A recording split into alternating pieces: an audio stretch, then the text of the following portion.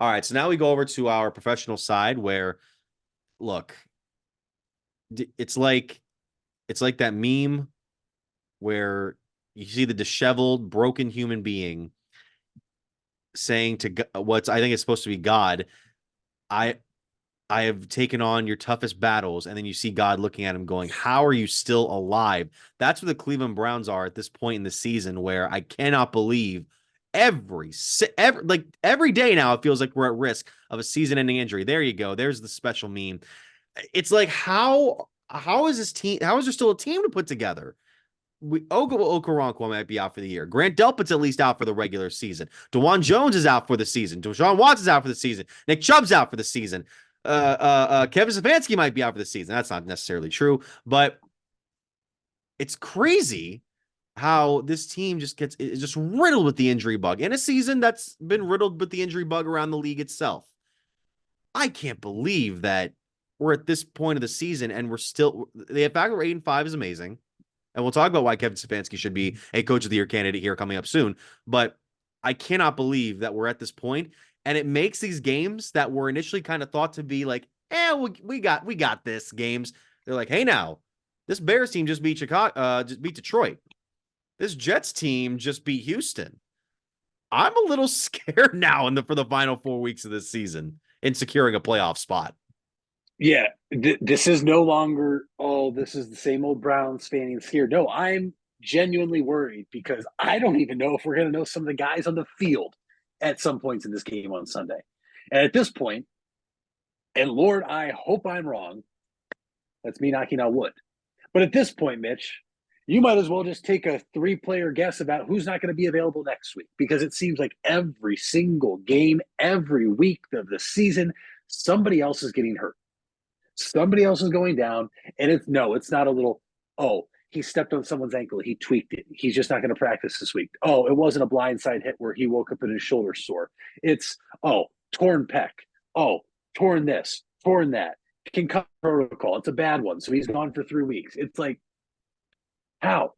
How are we 8-5? And at some point, you just feel, and I feel like you and I are there right now.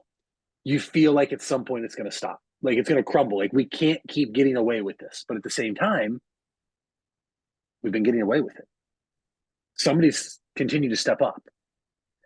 Now, I will tell you, I am afraid of the Bears this week. And I referenced this earlier in the week because of no Grant Delpit, because of how vital and important he has been at the line of scrimmage this year, specifically against teams with mobile quarterbacks. And now with the Bears coming in here with Justin Fields, who's been playing better as of late, who is playing with something to prove, I am worried. If Denzel Ward is back, though, feel better because that means we will have our number one corner on the number one wide receiver. Nobody else in that Bears offense really worries me. I would trust the defensive line, even though Obo and now Maurice Hurst are both Sure. done for the year. Sure. Myles Garrett's still out there, as far as I know, as far as I'm concerned. He's kind of And as dealing long with as injury too. he is now, the reason he's probably not out for the year is because he is superhuman as well. Let me Fair. fair point. The Browns, to me, and it's because we're Browns fans, have probably had the most season-ending injuries all around. I'm not going to sit here and act though like they're the only team that's had to deal with injuries. No. When the Browns played the Ravens the first time this year, I believe the Ravens were without 7 starters. But here's the difference: that was week 4. Mm. They weren't season-ending injuries. We're at the point now, Mitch, where 4-week injuries or season-ending injuries potentially, or Yeah. the slimmer of hope Well, that they could make the playoff game. right. Yeah, there's a sliver of hope for like guys like Grant Delpit that can make the playoff. The other ones are going to take Yeah, months to recover months. from. DeWad Jones, no chance. Jed Wills, no chance. Obo Okoronkwo, no chance. Maurice Hurst, no chance. Like those are Obo just hasn't 4 been naming. confirmed though, right? It has not been confirmed, but it looks like it's torn pec, is We'll what see. Yeah. all the Twitter doctors think, and Yeah. nobody's ever wrong on Twitter. However,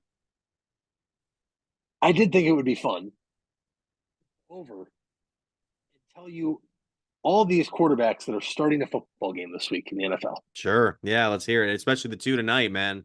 Oh boy, what Because a greatest game. not only is these names surprising, more importantly, Mitch, the fantasy football playoffs start this week.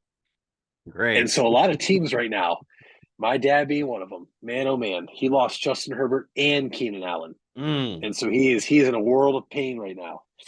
But you mentioned tonight we have Ethan Stick versus Aiden O'Connell. Sign me nowhere near this game. I'm not turning it on. I'm going to bed. Okay. Then can I interest you in former Cleveland Brown Nick Mullins? Yes, for Minnesota, who's replacing another former Cleveland Brown and Josh Dobbs. And who will be going up against? Jake Browning. Now, listen, maybe that Hey, doesn't tickle your fancy. How about Mitch Trubisky versus Gardner Minshew? that I would watch for the sake of it. Tommy DeVito, well, now Tommy DeVito is just Reigning taking the AFC world player, playoffs the corner NFC completely. player of the week, man. Hey, and Zach Wilson, listen, he was the spark plug the Jets needed. Then you have Desmond Ritter and Bryce Young, who's looked anything other than the number one pick in the NFL I still draft. can't believe they're playing him after getting eliminated. I know. Drew Lock is back. He's officially starting, but very good chances. We are recording this on Thursday. Geno still's in practice.